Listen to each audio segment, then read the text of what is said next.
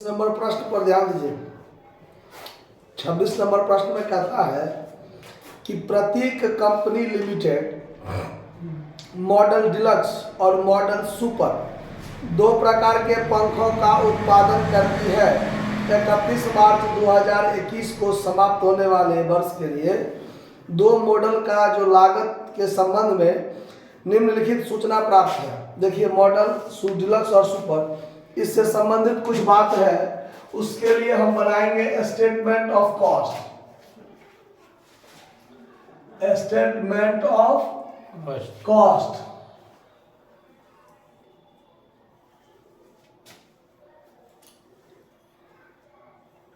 तीन कॉलम बना दिए।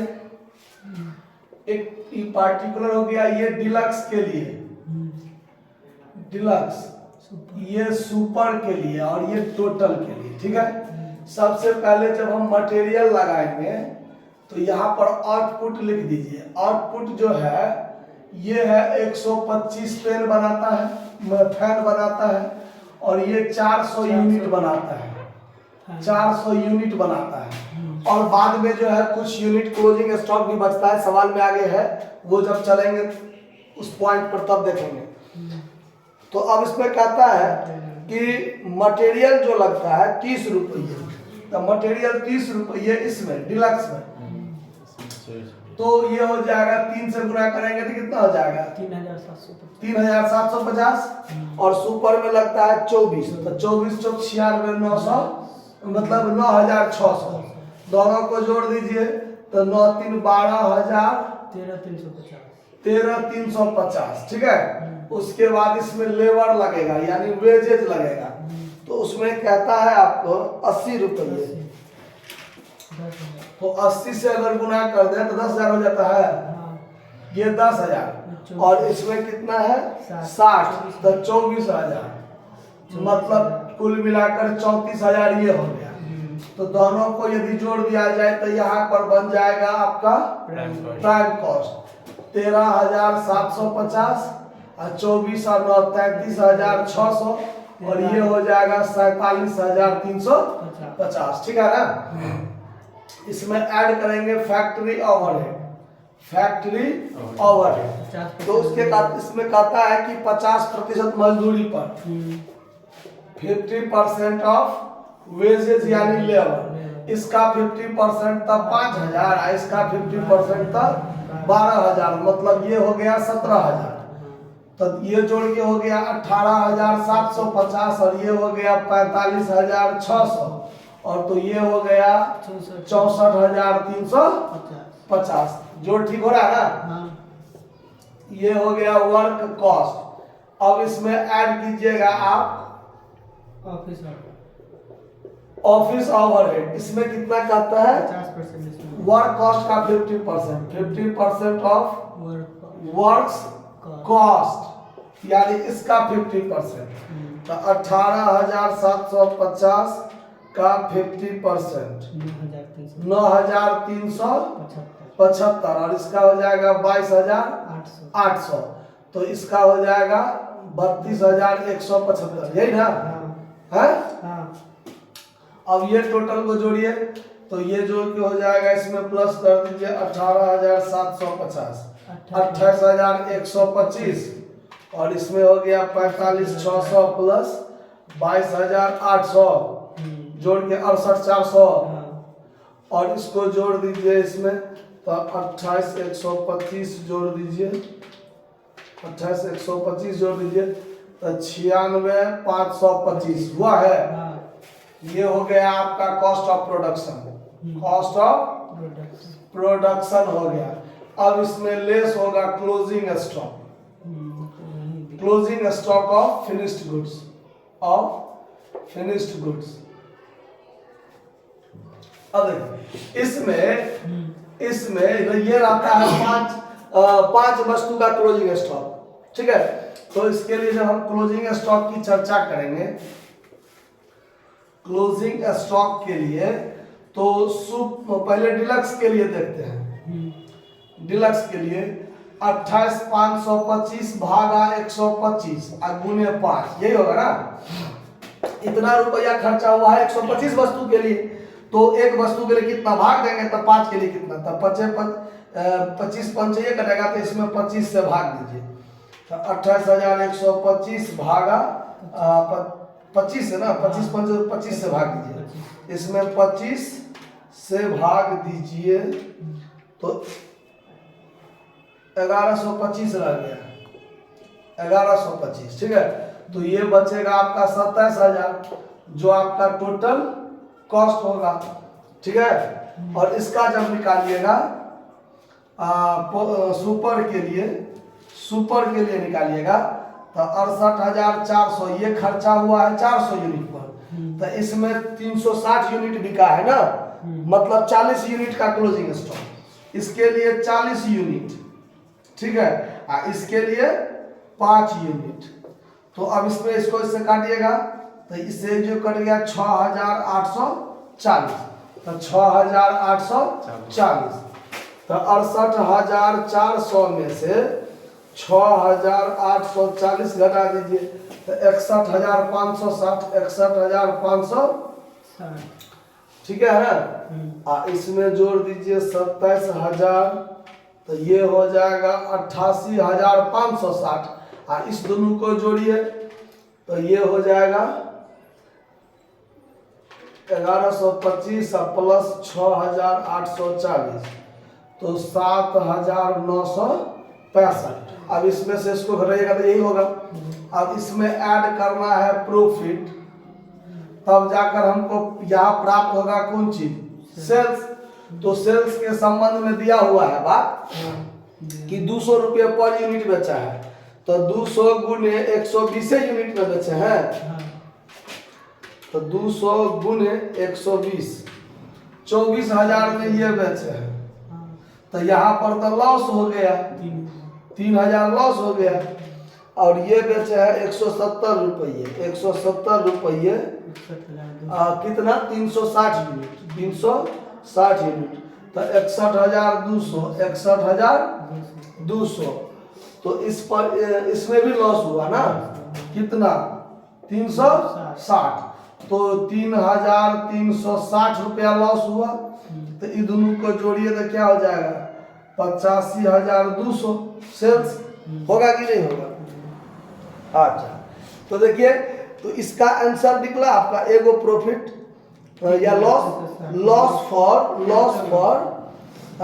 कॉस्ट के हिसाब से 3,360 लॉस, टोटल लॉस आपको ये मिल गया ना।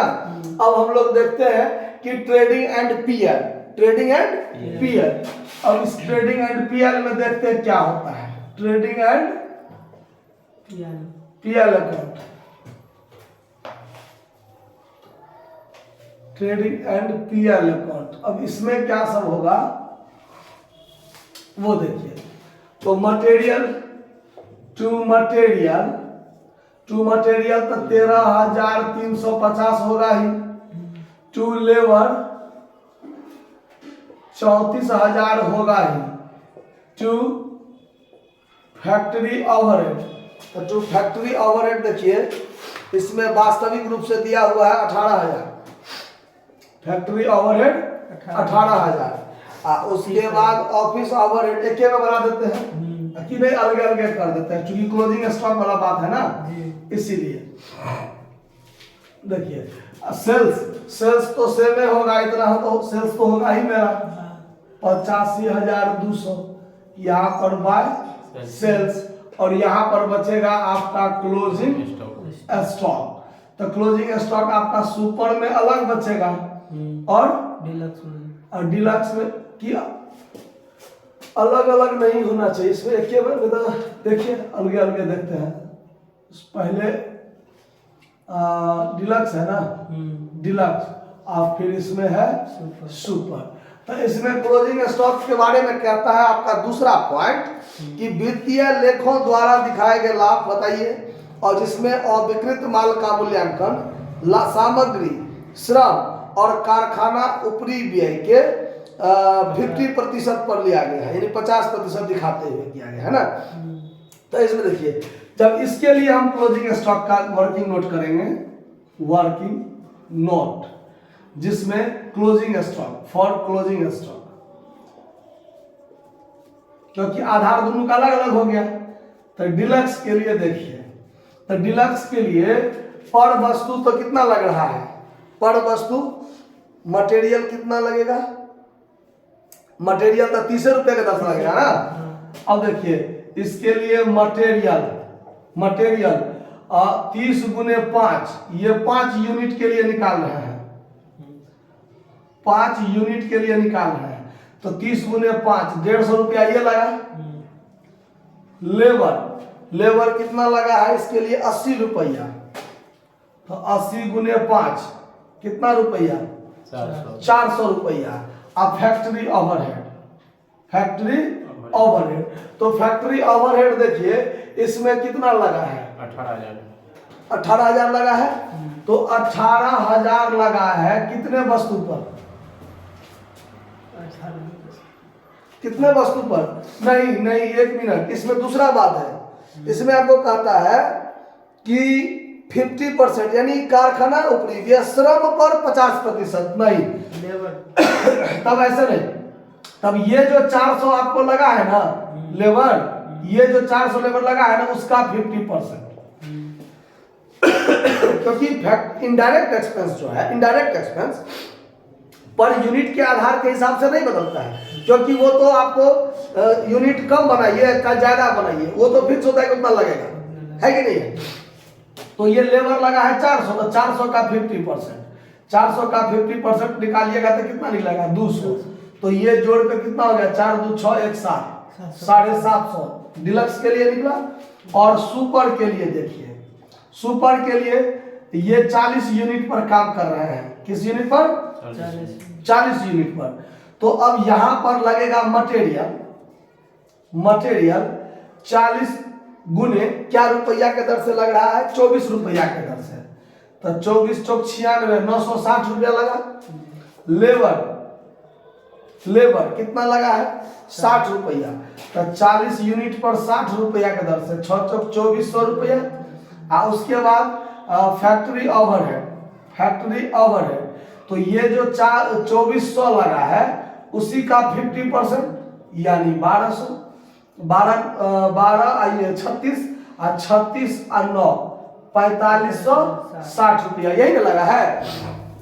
तो अब देखिए डिलक्स में 750 और इसमें लगा है 4560, 45 और 60 मिलाकर 45 7 52 1 5310, यही होगा ना 5310।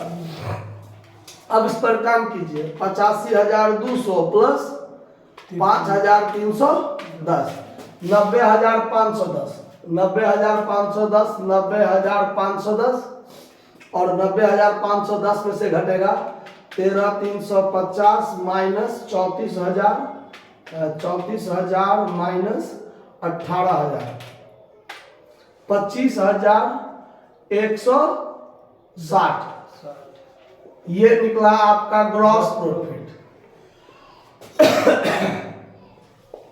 तो ये ग्रॉस प्रॉफिट इधर जाएगा, बाय ग्रॉस प्रॉफिट कितना 25,160।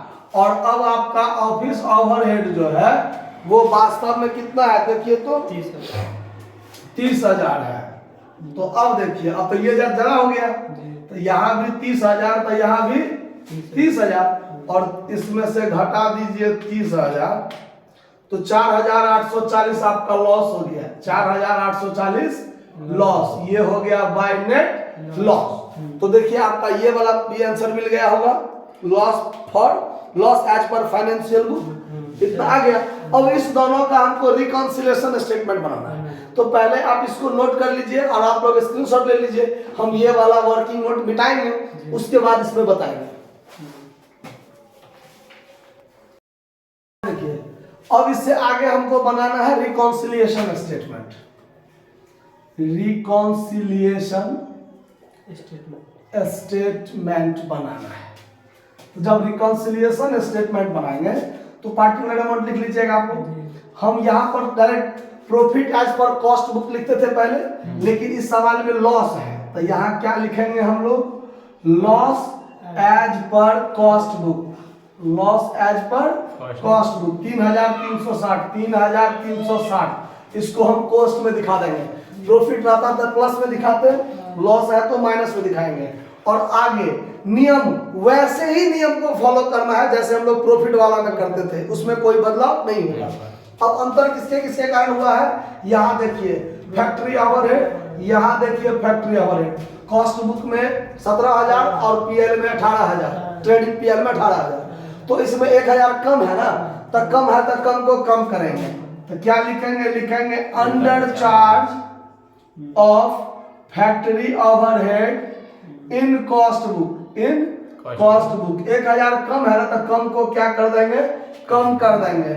उसके बाद डिफरेंस किसके कारण हुआ है, डिफरेंस हुआ है इसके कारण, इसके कारण ऑफिस ओवरहेड के कारण। इसमें देखिए इसमें ज्यादा है तो खर्चा का आइटम कॉस्ट बुक में ज्यादा है तो ज्यादा को जोड़ दो, ये ऐसे नहीं बनाते हैं। 2 नंबर तो क्या लिखेंगे, ओवर चार्ज,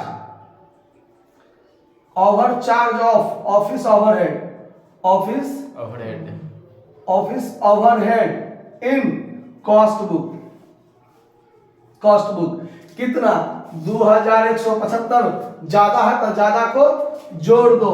और तीसरा लफड़ा हुआ है क्लोजिंग स्टॉक के कारण।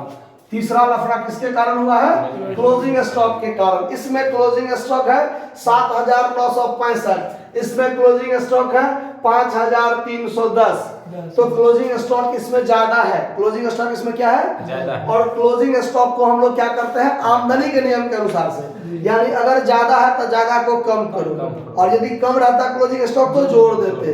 तो ये दोनों का डिफरेंस क्या है, इसमें ज्यादा है तो लिखेंगे क्या, तो over valuation, over valuation of closing stock, closing stock in cost book कितना ज्यादा है, इसमें से इसको घटाइए,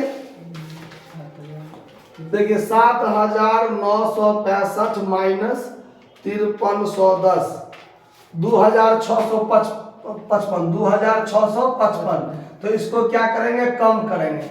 अब देखिए अब माइनस वाला को पहले जोड़ लेते हैं, तो 2,655 प्लस 4,360, 4,360 जोड़ करके हुआ 7,015, जो माइनस में होना है, और इसमें से घटा लेते हैं 2,175, हाँ तो 4,840, तो 4,840 जो हमको आएगा वो कोष्टे में आएगा, क्योंकि माइनस वाला ज्यादा है और प्लस वाला कम है, तो जोड़ घटाव करके जो आंसर आएगा वो तो हमको माइनस में आएगा। इसका मतलब फाइनेंशियल बुक में भी लॉस हुआ है, और फाइनेंशियल बुक में कितना लॉस हुआ है देख लीजिए, यही ना लॉस हुआ है, तो यहाँ लिख लेंगे loss as per financial book, loss as per financial book. ये सवाल आपका यहाँ बनकर तैयार हो गया। तो कहीं कोई दिक्कत समझने में, नोट कर लीजिए। धन्यवाद।